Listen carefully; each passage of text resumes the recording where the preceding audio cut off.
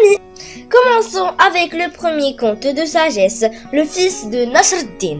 Le fils de Nasr ad-Din avait 13 ans. Il ne se croyait pas beau. Il était même tellement complexé qu'il refusait de sortir de la maison. « Les gens vont se moquer de moi !» disait-il sans arrêt. Son père lui répétait toujours qu'il ne faut pas écouter ce que disent les gens parce qu'ils critiquent souvent à tort et à travers.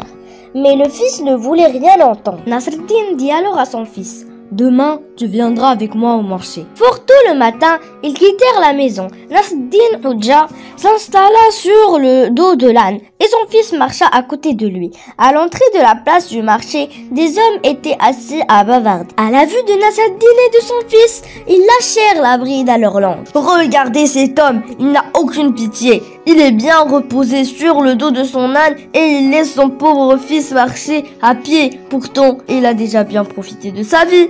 Il pourrait laisser la place aux plus jeunes. » Nasr ad-Din dit à son fils: « As-tu bien entendu? Demain, tu viendras avec moi au marché. » Le deuxième jour, Nasr ad-Din et son fils firent le contraire de ce qu'il avait fait la veille.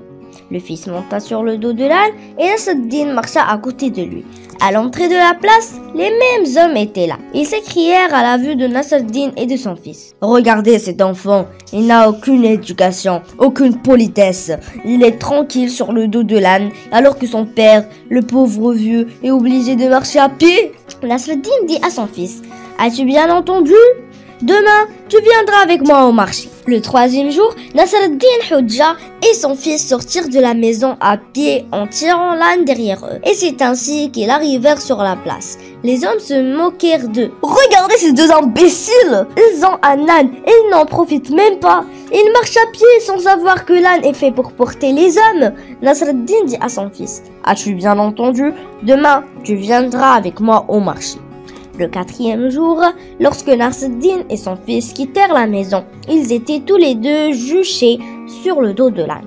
À l'entrée de la place, les hommes laissèrent éclater leur indignation. « Regardez ces deux-là, ils n'ont aucune pitié pour cette pauvre bête. » Nasr ad-Din dit à son fils: « As-tu bien entendu? Demain, tu viendras avec moi au marché. » Le cinquième jour, Nasr ad-Din et son fils arrivèrent au marché portant l'âne sur leurs épaules.